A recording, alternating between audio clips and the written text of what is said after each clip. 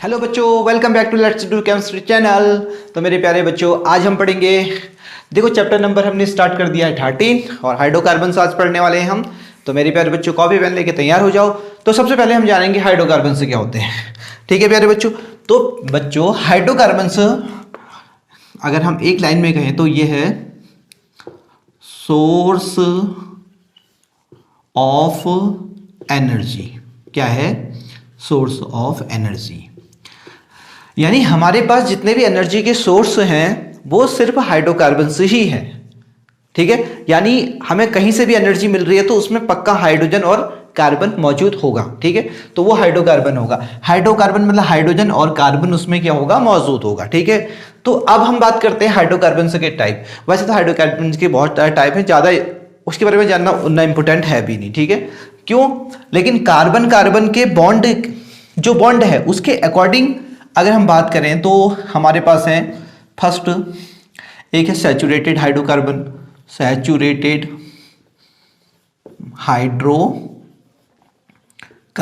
ये saturated hydrocarbon है हमारे पास। दूसरा अगर बात करें तो वह है अनसैचुरेटेड हाइड्रोकार्बन, ये हमारे पास दूसरा हो गया। ओके, और तीसरा हो गया हमारे पास, ये हो गया एरोमेटिक हाइड्रोकार्बन। ओके, हाइड्रोकार्बन ये। अब देखो सैचुरेटेड हाइड्रोकार्बन जिसे कहते हैं हम, जिनमें क्या होता है? सिंगल बॉन्ड होता है। ठीक है, सिंगल बॉन्ड अगर किसी में तुम्हें देखिएगा, कार्बन कार्बन के बीच single bond, okay, carbon carbon के बीच सिंगल बॉन्ड होगा तो वो होंगे सैचुरेटेड हाइड्रोकार्बन से। ठीक है, लाइक हमारी अगर ये बात करें, एथेन की बात करें, ये देखो सिंगल बॉन्ड है ना, तो एथेन किस में आया? एथेन आया, वो आया सैचुरेटेड हाइड्रोकार्बन में। लेकिन अनसैचुरेटेड हाइड्रोकार्बन की बात करें तो अनसैचुरेटेड में क्या होता है?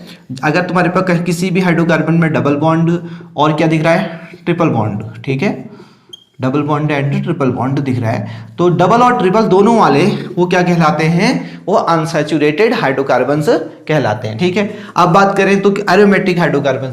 देखो एरोमेटिक का मतलब होता है एरोमा,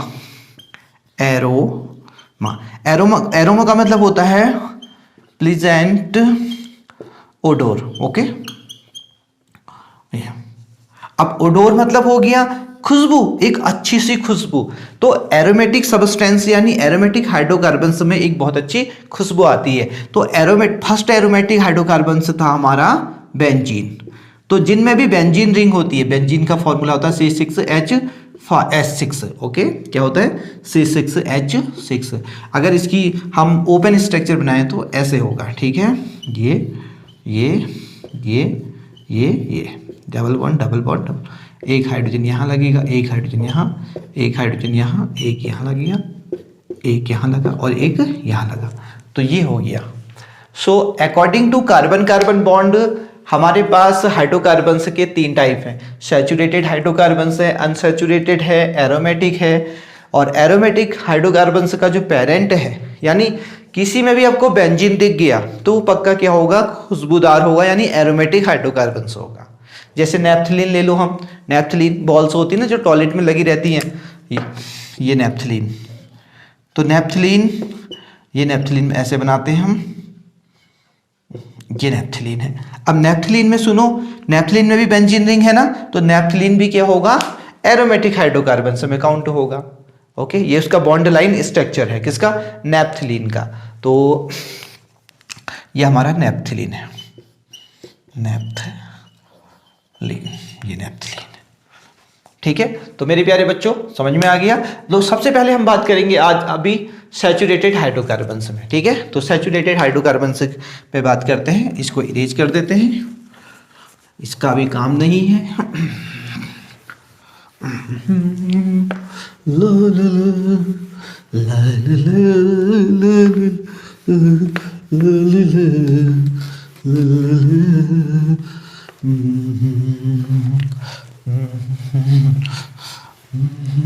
देखो, अब देखो सैचुरेटेड हाइड्रोकार्बन तो पहला सैचुरेटेड सिंगल बॉन्ड वाले को क्या कहते हैं? जल्दी से बता दो सर। एल्केन होते हैं, ये एल्केन सारे सिंगल बॉन्ड होते हैं ना।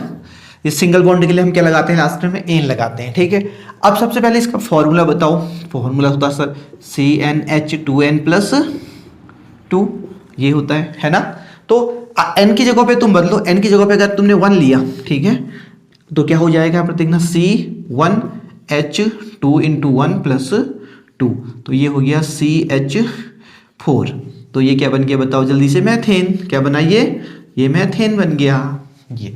तो फर्स्ट एल्केन क्या है, मैथेन है। फिर सेम n की जगह पे क्या रख दो, 2 रख दो, तो यहाँ पर हो जाएगा C2H कितना हो जाएगा, 2 × 2 + 2, तो ये हो गया C2H6।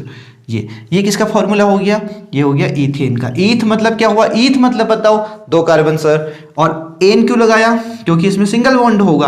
अगर मैं इसको ओपन करूं देखना, C double bond single bond, और यहाँ पर क्या हो गया, ये सिंगल बॉन्ड है कि नहीं है, जल्दी बताओ सर। इसके भी सिंगल बॉन्ड है ये। तो एक कार्बन के लिए क्या लगाते हैं हम, मैथ लगाते हैं सर। 2 कार्बन के लिए क्या लगाते हैं, एथ लगाते हैं सर। और सिंगल बॉन्ड के लिए क्या लगाते हैं, एन लगाते हैं। तो इनका जनरल नाम क्या होता है, एल्केन। तो एल्केन फैमिली का जो फर्स्ट स्पेसीज है वो है मैथेन, ठीक है, ये हो गया। अब इसमें एक और चीज, उसके बाद ये चलता रहता है, meth, eth, prop, but, pent, hex, hept, oct, non, dec, undec, dodec, tridec, tetradec, pentadec, और 20 को क्या कहते हैं, आइकॉस। क्या बोलते हैं, आइकॉस। फिर आइकॉसैन हो जाएगा, ओके। फिर 30 को क्या बोलते हैं, ट्राइकेंट। तो ऐसे आपको लिख लेना है, ठीक है, यस। तो ये हमारा हो गया। अब ध्यान से देखना एक और चीज, अगर एल्केन में एक हाइड्रोजन कम कर देते हैं, ये एल्केन था हमारा, ठीक है, एल्केन में एक हाइड्रोजन तुमने कम कर दिया, तो ये क्या बन जाता है पता है, ये बन जाता है एल्काइल। क्या बन जाता है, एल्काइल। यानी हमने क्या किया, फर्स्ट एल्केन कौन था, CH4 था सर। एक हाइड्रोजन उसमें से कम कर दो, इसमें से कम कर दिया, तो ये बन गया CH3। तो इसका नाम था यहाँ पर मैथेन। क्या नाम था इसका, मैथेन। तो यहाँ पर इसका नाम क्या हो जाएगा, मिथाइल। क्या हो जाएगा, मिथाइल। ये ध्यान देना है आपको। ये क्या लगा दिया हमने, वाइल, ओके, YL। तो सेम हेयर, अगर तुम किसी भी एल्केन में से, यानी हमने एथेन लिया C2H6, और इसमें से एक हाइड्रोजन क्या कर दिया, माइनस कर दिया, तो यहाँ हो जाएगा C2H5। तो ये क्या था, ये था ये इथेन था, इथेन लिख दिया हमने। इथेन में से एक हाइड्रोजन कम करो तो ये हो जाएगा इथाइल। क्या हो जाएगा, इथाइल। ये हो गया। तो मेरे प्यारे बच्चों को आई होप समझ में आ गया होगा। तो ये होता है, तो इसको ध्यान में देना है। अब हम चलते हैं आगे।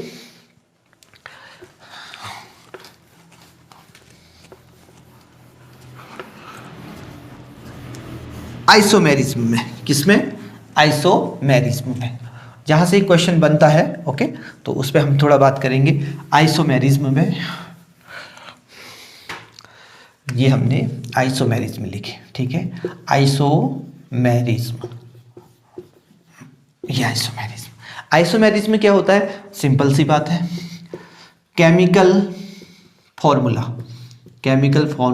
क्या होगा, सेम होगा दोनों का, ठीक है, और बट स्ट्रक्चर क्या होगा, वो होगा डिफरेंट, स्ट्रक्चर डिफरेंट होगा, ठीक है।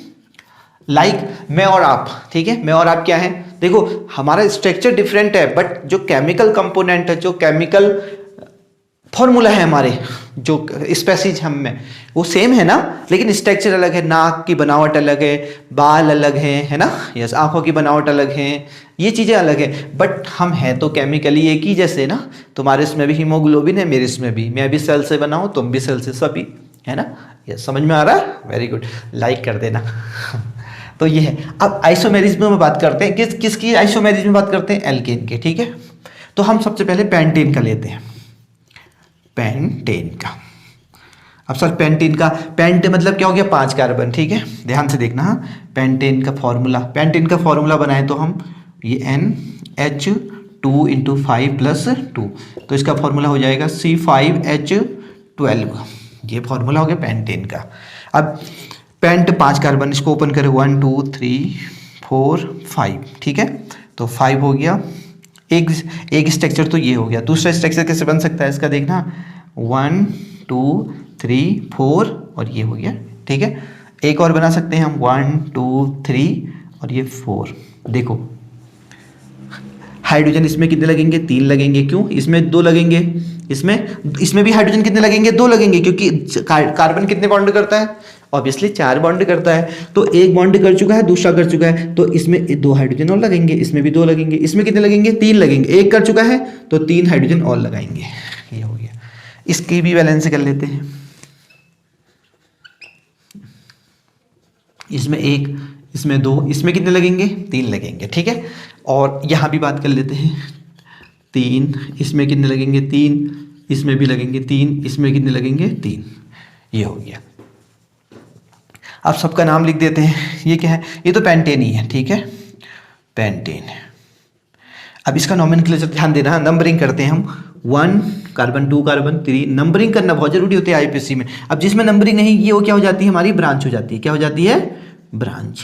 ये ब्रांच हो गई, ठीक है। तो इसका नाम हो जाएगा, देखना 2 पे क्या लगी है, ब्रांच। CH3, अभी मैंने बताया था CH3 का नाम क्या होता है, मेथाइल होता है। अगर मेथेन में से एक हाइड्रोजन कम कर दो, मिथाइल। तो 2 पे क्या लगा है, मिथाइल, ठीक है। और मिथाइल तो कितने कार्बन हो गए, इसको लिख दिया हमने नाम, इसको हटा दो। 1 2 3 4, 4 के लिए क्या होता है, ब्यूटेन होता है। ये इसका नाम देखना, 1 कार्बन, 2 कार्बन, 3। इसमें कितनी ब्रांच हो गई, इसमें 2 ब्रांच हो गई। हाँ, ये ब्रांच, 2 ब्रांच, ये भी ब्रांच, ये ब्रांच हो गई, ठीक है। तो इसका नाम क्या हो जाएगा ना, 2,2 डाई मेथाइल। 2 मेथाइल लगाए ना, देखो ध्यान से, एक मेथाइल ये हो गया। और इसका नाम 2 मेथाइल, ब्रांच का नाम लिख दिया, तो एक कितने कार्बन बचे अब, 1 2 3, जो चेन में है उसका नाम क्या हो गया, प्रोपेन। ये हो गया, इन तीनों का नाम ये हो गया। अब हम जानते हैं ये इसके आइसोमर हो गए। तो आइसोमर हम कैसे बनाते हैं, ऐसे। इनको स्ट्रक्चरल आइसोमर भी बोल सकते हैं। ये स्ट्रक्चर से डिफरेंट है, तो इनको स्ट्रक्चर आइसोमर कहा जा सकता है। ये तो आपको समझ में आया, ये हो गया। अब हम बात करेंगे ना, सबसे पहले देखो, जितना ये ब्रांच का ना बड़ा इफेक्ट पड़ता है, ठीक है। वैसे तो ये मैंने लिखा बॉइलिंग पॉइंट, ठीक है, क्योंकि बॉइलिंग पॉइंट से भी क्वेश्चन आते हैं। Boiling point depends upon the molecular mass. उसका कितना मास है उस पर डिपेंड करता है, पहला तो इफेक्ट। जितना मास ज़्यादा होगा, यानी अगर मैं बात करूं CH4 और एक है C2H6 है, इसका मास कम होगा, इसका मास ज़्यादा होगा। ऑब्वियसली कैसे पता चलेगा, कार्बन का कितना होता है 12 और हाइड्रोजन के कितने हो गए 4, तो ये हो गया 16U, इसका मास हो गया, ठीक है। अब इसके मास की बात करें, इसमें कार्बन कितने हैं, इसमें कार्बन कितने हैं, 2 हैं, तो 12 एक का होता है, 12 24 हो गया, प्लस 6 हो गया, तो कितना हो गया 30U। Unified is the mass, unit of the mass. तो जितना मास होगा उतना मॉलिक्यूलर मास किसके डिपेंड करता है, बॉइलिंग पॉइंट के, ठीक है। इसको जल्दी से नोट कर लो, बॉइलिंग पॉइंट। अब बॉइलिंग पॉइंट के लिए एक और फैक्टर काम करता है। कौन सा फैक्टर, ध्यान से देखना। हाँ, वो फैक्टर है आइसोमेरिज्म का। जैसे कि ये चेन में है और इसमें एक ब्रांच आ गई, इसमें 2 ब्रांच आ गई। जैसे जैसे ब्रांचें बढ़ती है ना, तो जो स्पेयर जो मॉलिक्यूल से होता है वो क्या होता है, मॉलिक्यूल से क्या हो जाता है, स्पेयर की तरह बन जाता है। क्या बन जाता है, स्पेयर की तरह, ठीक है। और स्पेयर की तरह क्या मतलब होता है, स्पेयर की तरह मतलब होता है कि उसका ब्रांच जितनी बढ़ेगी, जो सरफेस एरिया होगा, surface area will be decrease. Surface area क्या हो जाएगा, कम हो जाएगा, क्योंकि ये लंबा है तो इसमें सरफेस एरिया बड़ा होगा, ठीक है। ये जितना ब्रांच आती रहती है उतना वो छोटा छोटा हो जाता है और गोल होने लगता है, गोल, ठीक है। तो जितना छोटा होगा उसके पास क्या होगा पता है, उसके पास जो दूसरे मॉलिक्यूल्स के साथ जो वंडरवॉल्स के साथ जुड़े होंगे ना, वो मॉलिक्यूल से कम होंगे। तो उससे क्या होता है, तो ब्रांच डायरेक्टली प्रोपोर्शनल टू, ठीक है, नहीं, inversely proportional to boiling point. बस इसे याद रखना और सब कुछ भूल जाओ, ये बहुत इंपॉर्टेंट पॉइंट है, लिख दिया मैंने। इसमें कितनी ब्रांचें थी, देखो सबसे पहले तो ये सब केमिकल फॉर्मूला सबका एक था, C5H12, इसका भी था C5H12, इसका भी C5H12 था। ये तो सबको समझ में आ गया, वेरी गुड। अब सर इनका तो मास सेम है, तो बॉइलिंग पॉइंट कैसे पता करें, ये पेपर में आता है, ध्यान देना है। तो इसमें ब्रांच देखनी है, उसके बाद हमें इसमें एक ब्रांच लगी है, इसमें दो ब्रांच। ब्रांच जितनी ज्यादा होंगी उसका बॉइलिंग पॉइंट उतना क्या होगा, कम होगा। ठीक है, जितनी ब्रांच कम होंगी उतना बॉइलिंग पॉइंट बढ़ेगा। तो इसका बॉइलिंग पॉइंट ज्यादा होगा, इसका बॉइलिंग पॉइंट उससे कम होगा, इसका बॉइलिंग पॉइंट सबसे कम होगा। तो इसको ऑर्डर में लगा दे, तो इसको इरेज कर देते हैं। तो ये आइसोमेरिज्म था। तो आइसोमेरिज्म में क्या होता है, केमिकल फॉर्मूला सेम रखना है आपको, बट स्ट्रक्चर क्या करना है, डिफरेंट करना है। ठीक है, तो यहां पर देखना, हाँ, जो बॉइलिंग पॉइंट ऑर्डर, ओके। तो सबसे ज्यादा बॉइलिंग पॉइंट किसका होगा, सबसे ज्यादा होगा पेंटीन का, ओके, पेंटीन का। फिर किसका होगा, फिर होगा 2-मेथाइल ब्यूटेन का। ठीक है, और लास्ट में सबसे कम किसका होगा, सबसे कम क्यों हुआ, क्योंकि इसमें जितनी ज्यादा ब्रांच आती है ना उतना कम क्या हो जाता है, उसका बॉइलिंग पॉइंट हो जाता है, 2,2-डाइमेथाइल प्रोपेन। ये तो इसका विशेष ध्यान देना। तो ब्रांच, अगर तुम्हें ब्रांच किसे कहते हैं, जब हम कोई भी केमिकल ऑर्गेनिक कंपाउंड लेते हैं, सबसे पहले नंबरिंग करते हैं, काउंट करते हैं नंबर ऑफ कार्बन्स, वो भी सीरीज में, हाँ, 1 2 3 4 5 नहीं आना, ऐसे करके नहीं उड़ के आना है। ठीक है, सीरीज में 1 2 3 4, अगर आगे होता तो 5 कह सकते थे, बट यहाँ पर अब ये छूट गया तो वो क्या हो गई, ब्रांच हो गई। ठीक है, तो जितनी ज्यादा ब्रांच होती हैं उतना ज्यादा उसका क्या होता है, बॉइलिंग पॉइंट कम होता चला जाता है। तो आई होप आपको समझ में आ गया होगा। ठीक है, समझ में आ गया तो लाइक कर दो। तो मेरे प्यारे बच्चों ये हो गया। अब हम आगे चलते हैं दूसरे टॉपिक में, तो हम इसको इरेज करेंगे। अगला टॉपिक है, अब हम एल्केन का प्रिपरेशन। तो अब अगला टॉपिक हमारा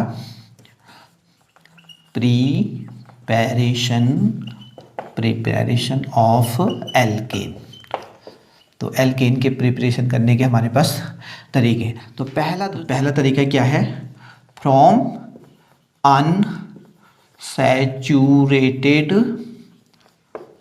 हाइड्रोकार्बन्स। देखो अभी मैंने बताया है अनसैचुरेटेड हाइड्रोकार्बन्स क्या होते हैं। अनसैचुरेटेड हाइड्रोकार्बन्स होते हैं जिनमें डबल और ट्रिपल बॉन्ड होता है। तो अनसैचुरेटेड डबल या ट्रिपल बॉन्ड से हम क्या बनाएंगे, एल्केन बनाएंगे, यानी सिंगल बॉन्ड वाला बनाएंगे। तो सबसे पहले हम ले लेते हैं CH2 डबल बॉन्ड CH2 लिया, इसकी हमने हाइड्रोजन से रिएक्शन करा दी, वो भी किसकी प्रेजेंस में, निहारिका, पागल और पट्टी। ये ग्रुप नंबर निकिल वाली फैमिली है, group number D block element है, ये कैटेलिस्ट का काम कर रहे हैं। ठीक है, तो निकिल, पैलेडिनियम, प्लैटिनम, ओके। तो इसमें जब इसकी रिएक्शन हुई तो पाई बॉन्ड ब्रेक हुआ और हाइड्रोजन ने इसके साथ रिएक्शन कर दिया और हाइड्रोजन ऐड हो गया। ये एडिशन रिएक्शन भी है। देखो एडिशन रिएक्शन में क्या होता है, रिएक्टेंट कितना भी हो प्रोडक्ट हमेशा एक ही होगा। ठीक है, तो यहां से ये भी पता चल गया। लेकिन आप ध्यान से सुनो, इसमें क्या इस्तेमाल किया गया है, हाइड्रोजन इस्तेमाल किया गया है। तो इसमें हाइड्रोजन इस्तेमाल किया है इसलिए इसको पता है एक और नाम देते हैं, क्या नाम देते हैं, हाइड्रोजनेशन भी बोलते हैं इस रिएक्शन को। इस रिएक्शन को क्या बोलते हैं, हाइड्रोजीनेशन, ये हाइड्रोजनेशन भी बोलते हैं इस रिएक्शन को। ओके, समझ में आ गया। अब हमने क्या किया, CH2 double bond CH2 plus H2 और केवल एक ही कैटेलिस्ट डाला। कौन सा, टेम्परेचर क्या लिखा, 523 से 573 केल्विन। ठीक है, और क्या बन गया हमारा, CH3 ये बन गया। क्या बना, ये ईथेन बना सर, है ना, सिंगल बॉन्ड वाला है तो 2 कार्बन के लिए ईथ और सिंगल बॉन्ड के लिए एन, तो ईथेन हो गया।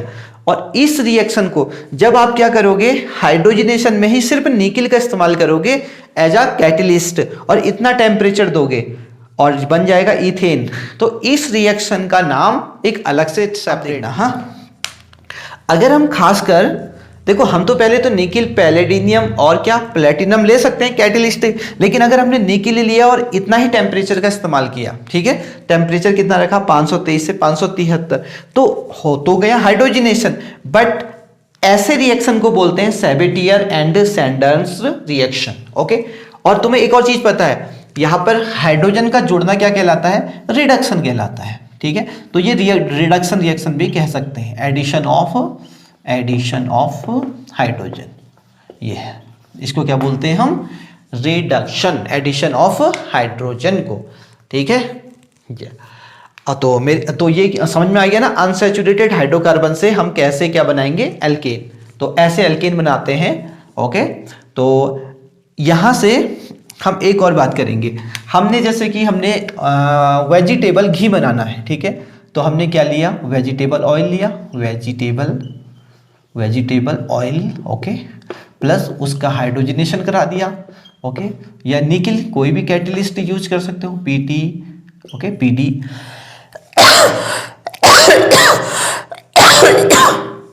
ये हो गया, तो ये क्या बन गया?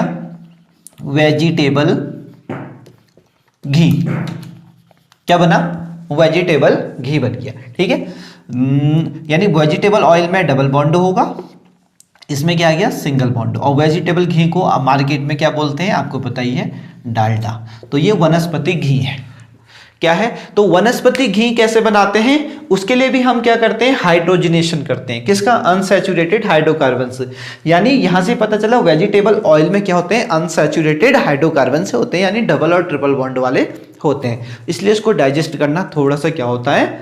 अनकंफर्टेबल होता है। सिंगल बॉन्ड वाले को आसानी से डाइजेस्ट किया जा सकता है। तो समझ में आ गया ना प्यारे बच्चों?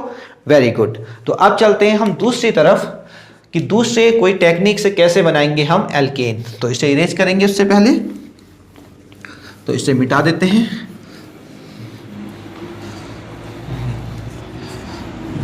आपने इसे नोट किया होगा। अब दूसरा देखो क्या है। दूसरे हम एल्कीन कैसे बनाएंगे? फ्रॉम एल्किल हैलाइड से, एल्किल हैलाइड से। एल्किल हैलाइड, हैलाइड से तो जानते हो ना, यानी halogen family. Okay, halogen FClBrI, ये ग्रुप नंबर 17 को हेलोजन फैमिली बोलते हैं हम। क्यों बोलते हैं? क्योंकि ये सॉल्ट प्रोड्यूसर होते हैं, यानी नमक यही बनाते हैं। ठीक है, और इनका नाम हैलाइड क्यों हो जाता है? ये तो हेलोजन है। हैलाइड इसलिए हो जाता है क्योंकि जैसे फ्लोरीन है, ये फ्लोरीन है, इसने एक इलेक्ट्रॉन अचीव किया। यहाँ पर क्या नाम था इसका? फ्लोरीन। ठीक है, इसने एक इलेक्ट्रॉन अचीव कर लिया, ले लिया। अब इसका नाम फ्लोरीन नहीं रहता। ठीक है, इसका नाम क्या हो जाता है पता है? फ्लोराइड। क्या हो जाता है? फ्लोराइड। और मैंने एक बार और पहले बताया कि अगर किसी पे नेगेटिव चार्ज होता है तो उसके पीछे क्या लग जाता है? IDE। क्या लग जाता है? IDE। ये उसका सफिक्स क्या हो जाता है? IDE। उसी प्रकार यहाँ पर भी क्या हो गया? इनके पीछे नेगेटिव होगा तो इसका हैलाइड्स हो गया। तो इससे कैसे बनाते हैं अब ध्यान से देखना। हाँ, तो इसके अंदर पहले आता है ग्रिग्नार्ड रिएजेंट से, ग्रिग्नार्ड रिएजेंट, ये बहुत इंपॉर्टेंट है, इसे ध्यान से देखना। हाँ, तो ग्रिग्नार्ड रिएजेंट से हम कैसे बनाते हैं? तो ये है हमारे पास सबसे पहले CH3 और यहाँ हमने Br लिया। ये एल्किल हैलाइड है। एल्किल देखो, एल्किल है ना, CH3, हैलाइड ये हो गया। इसकी रिएक्शन हमने करा दी Mg से। Mg के साथ एक ही रिएक्शन होती है, वो है ग्रिग्नार्ड रिएक्शन। ठीक है, यानी ग्रिग्नार्ड रिएजेंट बनाते हैं। और इसको किसकी प्रेजेंस में? ड्राई ईथर की प्रेजेंस में। किसकी प्रेजेंस में? ड्राई ईथर की। तो ये बन गया हमारा CH3MgBr। ये देखो, और ये पता है क्या है? ये है ग्रिग्नार्ड रिएजेंट। ये है ग्रिग्नार्ड रिएजेंट। ठीक है, तो ग्रिग्नार्ड रिएजेंट। हाँ, एक और चीज बता देता हूँ कि इसको इरेज कर देते हैं, इसको जल्दी से नोट भी कर लेना। ठीक है, इसे नोट कर लेना कि यहाँ पर जो मैंने CH3 लिखा, जरूरी नहीं है CH3 लिख, इसको मैं नॉर्मल जनरल लिख देता हूँ। हाँ, जनरल कैसे लिखेंगे हम? एल्किल की जगह पे क्या लगा देंगे? R, और यहाँ पर लिख देंगे X, प्लस किसकी रिएक्शन कराई? Mg की। ओके, और किसकी प्रेजेंस में? ड्राई ईथर की प्रेजेंस में, ठीक है, ये ड्राई ईथर की प्रेजेंस में कराई, तो ये क्या बन गया देखना, RMgX। इसको ये होता है ग्रिग्नार्ड रिएजेंट। ये तो ये पर्टिकुलर हो गया कि हमने R की जगह पे क्या ले लिया, एथाइल ले लिया, ठीक है, नहीं मेथाइल ले लिया, ठीक है, और ये जनरल है, R कोई भी ले सकते हो तुम, methyl, ethyl, propyl, butyl, pentyl, hexyl, जो तुम्हारा मन है वो ले सकते हो, ठीक है। तो ये बन गया। अब सर ये तो ग्रिग्नार्ड रिएजेंट बन गया, एल्केन कहाँ से बनाया, आप तो एल्केन बनाने की प्रोसेस बता रहे हो। तो सुनो, अगर ग्रिग्नार्ड रिएजेंट ये है, इसको थोड़े से भी पानी के साथ, जो भी प्रोटॉन डोनर हो सकता है, H+ जो दे सकता है, उसके प्रेजेंस में अगर रखें तो पता क्या करता है, ये बॉन्ड टूट जाता है, और टूटने के बाद क्या होता है पता है, R के साथ तो ऐसे लग जाता है, और इसके साथ Mg इसके साथ क्या हो जाता है, OH लग जाता है इसका, और ये दो प्रोडक्ट बन जाते हैं, और ये क्या हो जाता है, ये बनते हैं एल्केन, ये बन जाते हैं एल्केन, ये है एल्केन। तो ग्रिग्नार्ड प्रोसेस से भी हम, यानी ग्रिग्नार्ड रिएजेंट से भी हम क्या बना सकते हैं, एल्केन। और ग्रिग्नार्ड रिएजेंट क्या होते हैं, एल्किल हैलाइड की रिएक्शन, ये एल्किल हैलाइड है, इसका नाम एल्किल, यहाँ पर एल्काइल, ये क्या हो गया, मैथाइल हो गया, मैथाइल, और ये क्या हो गया, ब्रोमाइड, ये मैथाइल ब्रोमाइड की रिएक्शन मैग्नीशियम के साथ एक ही रिएक्शन होती है, जो होती है ग्रिग्नार्ड, ठीक है। तो ग्रिग्नार्ड वाली रिएजेंट ये हो गया। तो प्यारे बच्चों जल्दी से इसे नोट करो, ठीक है। अब हम एल्किल हैलाइड से एक और पढ़ेंगे जिससे हम एल्केन बना सकते हैं, और वो होती है ये रिएक्शन, ठीक है।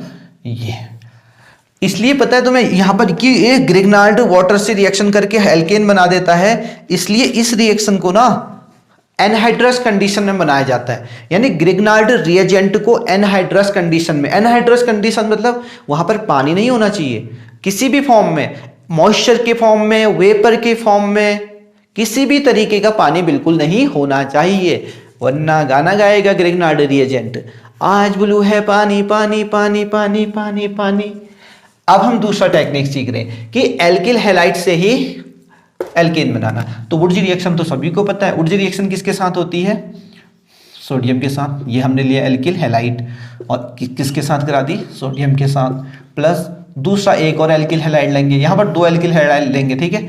तो ये एल्किल हैलाइड का जो X है वो इसके साथ जुड़ जाएगा, R से जुड़ जाता है, ठीक है, और प्लस क्या बन जाता है, 2NaX, ये बस बन गया। X की जगह पे क्या रखना है आपको, FClBrI, R क्या होते हैं, एल्काइल ग्रुप, एल्केन से एक हाइड्रोजन कम करो तो एल्काइल बन जाता है, जल्दी से इसे नोट करो। अब वुडजी रिएक्शन में एक विशेष बात होती है कि ये ऐसे एल्केन बनाता है, यानी सिमेट्रिकल एल्केन बनाता है। अब ये सब सिमेट्रिकल एल्केन क्या होते हैं, ऐसे एल्केन नंबर ऑफ कार्बन जिसमें क्या होते हैं, इवन होते हैं, क्या होते हैं, इवन होते हैं। और अनसिमेट्रिकल एल्केन किसको कहेंगे हम, जिसमें नंबर ऑफ कार्बन क्या होते हैं, ऑड होते हैं। लेकिन वुड्स रिएक्शन, जो वुड्स रिएक्शन है वो सिर्फ कौन सा बनाती है, सिमेट्रिकल एल्केन बनाती है। तो वुड्स रिएक्शन एक एल्केन बनाने की प्रोसेस है, वो भी कौन से, सिमेट्रिकल एल्केन बनाने की। कीप इन माइंड, यहां से क्वेश्चन बार बार पूछा जाता है, ठीक है। अब हम चलते हैं नंबर 3rd प्रोसेस में। तो 3rd प्रोसेस क्या है, एल्केन बनाने की करते हैं। और अब देखते हैं हम एल्किल हैलाइड से ही और कौन सी रिएक्शन से एल्केन बनाए जा सकते हैं। तो हमारा है, चलो इसको भी इरेज कर देते हैं। तो अगला हमारा है टॉपिक कोरे हाउस रिएक्शन। कौन सा है, कोरे हाउस रिएक्शन, C नंबर डाल देते हैं। कोरे हाउस, गोरे हाउस नहीं है रे, कोरे हाउस है HOUSE, हाउस रिएक्शन, ठीक है। तो कोरे हाउस रिएक्शन क्या होती है देखते हैं, ठीक है। तो कोरे हाउस रिएक्शन में क्या करते हैं हम, सबसे पहले हमने को ये लिया। तो प्यारे बच्चों कोरे हाउस रिएक्शन, ठीक है। तो सबसे पहले एक चीज़ बता देता हूँ, जैसे वुड्स रिएक्शन क्या बनाने के लिए थी, ये भी एल्केन बनाती है, बट ऐसे एल्केन बनाती है जिसमें इवन नंबर ऑफ कार्बन्स हो, नंबर कार्बन की जो संख्या हो वो इवन हो। लेकिन दूसरी तरफ ऑन अदर हैंड कोरे हाउस रिएक्शन ऐसे एल्केन बनाती है, यानी उनको कह सकते हैं हम अनसिमेट्रिकल एल्केन। कैसे बनाती है? Unsymmetrical alkene. ये तो अनसिमेट्रिकल एल्केन क्या कहेंगे? जिनमें जो नंबर ऑफ कार्बन है वो क्या है पता है? वो ऑड है। ऐसे एल्केन बनाती है, जैसे कि मीथेन, दूसरा प्रोपेन के बाद पेंटेन। जैसे 2 कार्बन जिसमें होंगे वो नहीं बना पाएगी कोरे हाउस, वो कौन बनाएगा? वो ऊर्ज रिएक्शन बनाएगी। ठीक है, तो इसे ध्यान देना, ये क्वेश्चन बार बार पूछा जाता है कि ऊर्ज कौन से सिमेट्रिकल बनाती है, जबकि कोरे हाउस क्या बनाती है? अनसिमेट्रिकल बनाती है। तो फिर भी अब इसमें देख लेते हैं कैसे बनाती है। तो सबसे पहले हमने एल्किल हैलाइड लिया, एल्किल हैलाइड से लिथियम की रिएक्शन कराई ड्राई ईथर की प्रेजेंस में, तो उसने क्या बना दिया? ये एल्किल लिथियम बना दिया। फिर इसकी रिएक्शन कॉपर आयोडाइड से कराई, तो ये बना दिया हमारे। पता है ये जो बन रहा है ना, इसको एक रिएजेंट नाम दिया किसने? Gillman reagent. क्या नाम दिया इसको? Gillman reagent. गिलमैन रिएजेंट में अगर बात देखें ना इसको ध्यान से, तो देखो ये और ये आर पॉजिटिव नेगेटिव, और यहाँ पर लिथियम लगा है पॉजिटिव। ठीक है, इसमें अब ये आर की जगह पे यहाँ पे कोई कार्बन होगा ना, CH3, जैसे कोई मैथिल ले लिया, आर तो एल्काइल ग्रुप है। तो यहाँ पर पता है ये क्या है? मेटल है, और ये क्या है? ऑर्गेनिक। तो ये कौन सा कंपाउंड हो गया? ऑर्गेनो मेटेलिक कंपाउंड है ये। तो इसको ध्यान देना है आपको। ठीक है, बार बार क्वेश्चन पूछा जाता है ऑर्गेनोमेटेलिक कंपाउंड क्या होते हैं। ऑर्गेनोमेटेलिक कंपाउंड क्या होते हैं? जिसमें ऑर्गेनिक चीज यानी जिसमें कार्बन है, और मेटल मतलब मेटल लगी है। तो उन दोनों का जो रिलेशन होता है, ये है जो रिलेशन ऑर्गेनोमेटेलिक बॉन्ड। ये ऑर्गेनोमेटेलिक बॉन्ड है, मेटल और ऑर्गेनिक चीजों के बीच बॉन्ड। और ऐसे सबस्टेंस जिसमें ऑर्गेनोमेटेलिक बॉन्ड होता है वो ऑर्गेनोमेटेलिक क्या कहलाते हैं? कंपाउंड कहलाते हैं। सो गिलमैन रिएजेंट उनमें से एक है। लाइक ग्रिग्नार्ड रिएजेंट भी ऑर्गेनोमेटेलिक है। ग्रिग्नार्ड रिएजेंट कैसे होता है? ये देखो, इसको इरेज करते हैं। जैसे अभी पढ़ा भी था, ग्रिग्नार्ड रिएजेंट पढ़ा था ना, जल्दी से देखो। तो वो भी एक ऑर्गेनोमेटेलिक क्या है? कंपाउंड है। कैसे पता चला? हमने ये ग्रिग्नार्ड बनाया था, MgX था ना। अब R की जगह पे तो कोई CH3 होगा ना, और यहाँ पर MgX। ठीक है, ये बॉन्ड देखो कार्बन और मेटल के बीच लगा है, तो इस बॉन्ड को क्या कहेंगे हम? Organometallic bond. तो जिसमें भी ऑर्गेनोमेटेलिक बॉन्ड होता है वो ऑर्गेनोमेटेलिक कंपाउंड है। तो ऑर्गेनोमेटेलिक कंपाउंड कौन कौन से हो गए हमारे पास अभी? एक तो हो गए गिलमैन रिएजेंट, ठीक है, ये भी ऑर्गेनोमेटेलिक है। और जबकि ग्रिग्नार्ड रिएजेंट भी क्या होता है? वो भी क्या होता है? ऑर्गेनोमेटेलिक कंपाउंड है। ठीक है, तो जिसको जल्दी नोट करो। उसके बाद गिलमैन रिएजेंट के साथ रिएक्शन किसने करी? एल्किल हैलाइड ने, और ये बना दिया हमारे पास एल्केन। तो लास्ट में हमारा एल्केन बन गया। तो कोरे हाउस रिएक्शन क्या है? एल्केन बनाने की। बट ये किस तरीके का एल्केन बनाती है, इतना अगर याद नहीं भी है चलेगा, लेकिन ये जो मेन फैक्टर है ना, ये याद रखना बहुत जरूरी है। अगर तुमने ये याद रखना तो तुम्हारा काम सही हो जाएगा। ठीक है, और ये क्या है कि कोरे हाउस रिएक्शन सिर्फ ऐसे एल्केन बनाती है जो अनसिमेट्रिकल हो, यानी उनमें नंबर क्या होंगे? कार्बन के ऑड होंगे। ठीक है, तो मेरे प्यारे बच्चों को समझ में आ गया। अब हम चलते हैं एक दूसरी तरफ। तो अब हम फोर्थ एल्किल हैलाइड से ही एल्केन बनाने की एक नई प्रोसेस देखेंगे। ठीक है, तो कोरे हाउस भी हमारी हो गई। कोरे हाउस जल्दी से इसे नोट कर लेना, और ये जो फैक्टर है इनको जल्दी से नोट करो। कर लिया? Yes.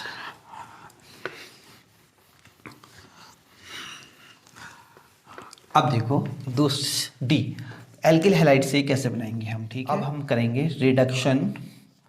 Reduction of alkyl halide का रिडक्शन करके बनाएंगे हम एल्किल हैलाइड। तो ये हमारा एल्किल हैलाइड हो गया। इसकी रिएक्शन हम कराएंगे जिंक की प्रेजेंस में, और HCl डाल देंगे तो भी ये बन जाएगा। ये एल्केन बना, और ये क्या बना? एक HX बना। ये हमारा एल्केन है। क्या है ये? एल्केन। ये बन गया एल्केन। तो अगर हम जिंक की प्रेजेंस में, अब देखो जिंक एक मेटल है, ओके, और सारी जो मेटल होती है ना, वो क्या होती है? रिड्यूसिंग एजेंट होती है, यानी रिडक्शन करवाती है। रिड्यूसिंग एजेंट होती है ये, यानी वो रिडक्शन करवाती है। तो यहाँ पर ये रिडक्शन करा रही है किसका, एल्किल हैलाइड का, और क्या बना रही है, एल्केन बना रही है। जैसे अगर हम बात करें यहाँ पर CH3 और यहाँ पर क्या लिख दिया हमने Br, और इसका रिडक्शन करा दिया जिंक और एसिड की प्रेजेंस में, ठीक है। तो ये बन गया CH4, CH3 पहले था, एक H इसमें जुड़ जाएगा और यह बन गया HBr, ये। तो ये हमारा क्या हो गया, ये मैथेन हो गया ये। और मैथेन फर्स्ट क्या है, एल्केन होता है। तो हम ऐसे भी बना सकते हैं क्या, एल्केन। तो एल्केन बनाने की ये एक और मेथड है। अब हम चलते हैं दूसरी तरफ, ठीक है। इसको इरेज कर लेते हैं पहले, गिलमैन, और इसको जल्दी से नोट कर लो कि जिंक का रिडक्शन करने से भी हम क्या बनाएंगे, जिंक की प्रेजेंस। अब हम थर्ड पढ़ेंगे कि कैसे फ्रॉम कार्बोक्सिलिक एसिड से, ठीक है। तो कार्बोक्सिलिक एसिड कौन सा ग्रुप होता है, COOH वाला ग्रुप होता है, ठीक है। इस ग्रुप से हम कैसे हम बनाएंगे, इसमें सबसे पहले पढ़ेंगे हम डी कार्बोक्सिलेशन। क्या करेंगे हम, डी कार्बोक्सिलेशन। तो डीकार्बोक्सिलेशन रिएक्शन देखो क्या होती है, इसमें कार्बोक्सिलिक ग्रुप उड़ जाता है, मतलब उसको सटक गई उसको रिमूव कर दिया। तो देखना कैसे बनेगा, ये हमने बनाया CH3 और यहाँ COO, हमने इसका क्या ले लिया, सॉल्ट ले लिया, ठीक है। अब सर ये क्या हुआ, ये कैसे आया, ये क्या किया हमने, इस ग्रुप को देखो, हाँ ये कहाँ से आया, क्योंकि इसलिए लिया क्योंकि ये रिएक्टिव होता है, उसका सॉल्ट का, इसको इरेज करते हैं, ये चले भाई, अच्छा हमने क्या किया, ये COOH था और इसकी रिएक्शन हमने बेस से करा दी, ठीक है।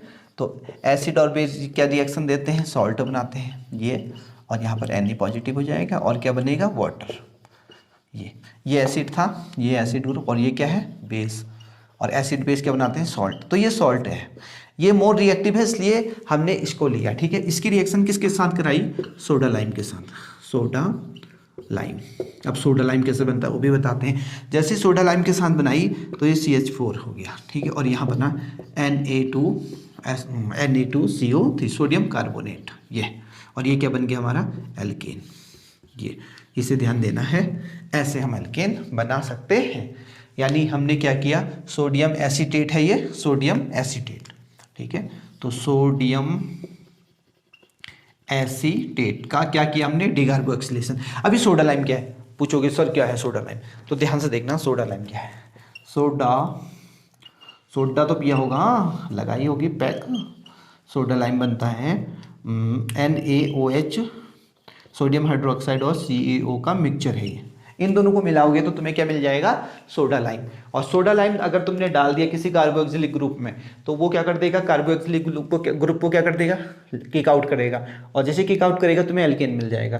तो डी कार्बोक्सिलेशन से भी हम क्या बना सकते हैं, एल्केन बना सकते हैं। अब इनका सुनना, सोडा लाइम कैसे हो गया, इनका रेशियो 3:1 होता है, इसको भी ध्यान देना है, ठीक है। सोडियम हाइड्रोक्साइड 3:1, ये हो गया। और यहाँ पर सोडा लाइम और ये कितने रेशियो में होगा, इसका अगर 1 रेशियो डालेंगे तो ये क्या होगा, सोडा लाइम का 4 डालेंगे।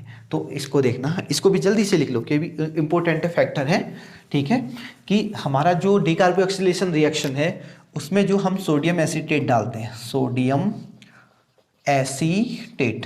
एसीटेट रेशियो किसके साथ, सोडा लाइम के साथ, ठीक है। इनका रेशियो क्या हो गया, 1:4 हो गया। जबकि हमारा जो सोडा लाइम है NaOH का रेशियो और CaO का वो क्या रेशियो है, 3:1 हो गया, ठीक है। अब सर इन दोनों का मिक्सचर क्यों बनाते हैं, ठीक है। ये क्या करता है पता है, ये एक हाइग्रोस्कोपिक होता है, हाइग्रोस्कोपिक होता है। यानी क्या करता है, ये absorbs moisture, okay, moisture from air. ये तो ये क्या करता है, जैसे कि एयर होगा, एयर के पास क्या होगा, एयर में क्या होगी, मॉइस्चर होगी, तो मॉइस्चर को इससे नहीं लगने देगा NaOH से, ये उससे पहले इसको एब्जॉर्ब कर जाएगा। इसलिए NaOH के साथ किसको मिलाते हैं, CaO को, बस इसका इतना काम होता है यहाँ पर, ओके। तो डीकार्बोक्सिलेशन रिएक्शन में किसका अहम योगदान है, सोडा लाइम का। सोडा लाइम कैसे बनता है, सोडियम हाइड्रोक्साइड और कैल्शियम ऑक्साइड को। कैल्शियम ऑक्साइड को अकेले क्या कहते हैं, क्विक लाइम भी बोलते हैं ना, क्विक लाइम, ओके। ये इसको भी लिख लो, क्विक लाइम भी बोलते हैं। तो ये हमारा पूरा हो गया, ठीक है। तो पहली प्रोसेस हो गई जिससे हम यानी डीकार्बोक्सिलेशन से भी हम क्या बना सकते हैं, एल्केन बना सकते हैं। तो ये एल्केन बनाने की प्रोसेस थी, ठीक है। अब हम इसे इरेज करते हैं।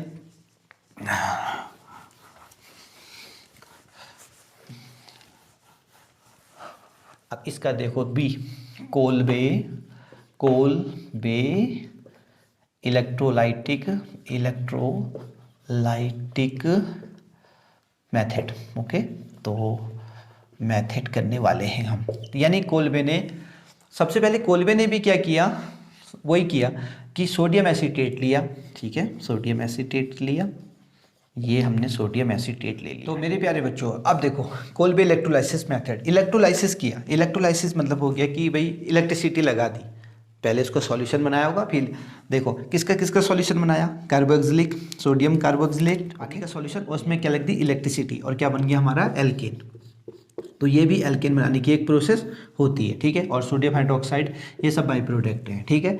अब इसमें ये तो समझ में आ गया हमको, बहुत आसान है, लेकिन इसमें इलेक्ट्रोलाइसिस हम करवा के दिखाएंगे आपको। इसमें जो क्वेश्चन पूछा जाएगा ना वो ये होगा कि अरे भैया बन गया ये प्लस माइनस और ये माइनस हो गया, ये प्लस हो गया। अब इस पे प्लस है, प्लस वाले को यहाँ क्या कहेंगे हम, एनोड, ओके, ध्यान देना। और ये क्या हो गया, कैथोड माइनस वाला। और इसमें हमने किसका सॉल्यूशन लिया है, ये लिया है COO नेगेटिव Na पॉजिटिव का, और क्या मिला है इसमें, H2O। तो जब इसका इलेक्ट्रोलिसिस करेंगे हम, अब देखो इसमें जो अब वो पूछेगा जो एल्केन है ना वो कैथोड पे बनेगी कि एनोड पे बनेगी, है ना। तो यहाँ पर जो बनती है, यहाँ पर तो हाइड्रोजन गैस बनती है। अब मैंने हाइड्रोजन गैस कैसे कहा, क्योंकि हाइड्रोजन पे पॉजिटिव चार्ज होगा, ओके। अब हाइड्रोजन पे पॉजिटिव चार्ज होगा तो तुम्हें समझ में आ रहा है हाइड्रोजन नेगेटिव की ओर भागेगी ना। तो यहाँ पर हाइड्रोजन कहाँ से निकलती है, कैथोड से, जबकि एनोड से क्या निकलेगी, एनोड से जो हमारा एल्केन बन रहा है ना वो एनोड पे बन रहा है, एल्केन एनोड पे बन रहा है, और इसके साथ साथ कार्बन डाइऑक्साइड भी बन रही है।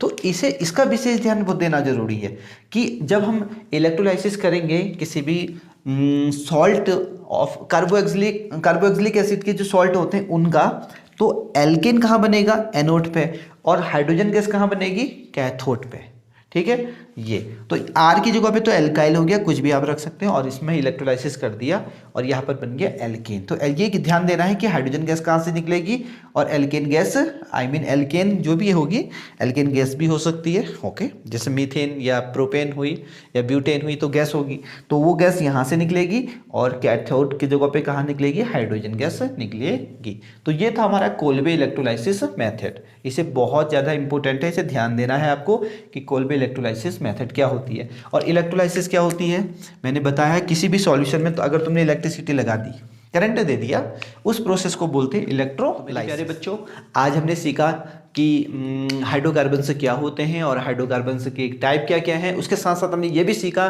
कि एल्केन को हम एल्केन की कुछ आइसोमर्स और एल्केन को बनाने की तरीके, तो 4-5 तरीके हमने जो जाने, वो कोरेहाउस वुड्स रिएक्शन, डीकार्बोक्सिलेशन, जो बहुत इंपॉर्टेंट हैं। तो इनके नोट्स लेना भी बहुत ज़रूरी है, उसके साथ साथ इनका रिवीजन करना भी ज़रूरी है। तो मेरे प्यारे बच्चों आज की वीडियो कैसी लगी ज़रूर बताइएगा कमेंट करके, और तब तक के लिए आपका PK सर इजाज़त दीजिए हमको नेक्स्ट वीडियो में आने के लिए उसी जोश के साथ। तो तब तक के लिए आपके विदा लेते हैं।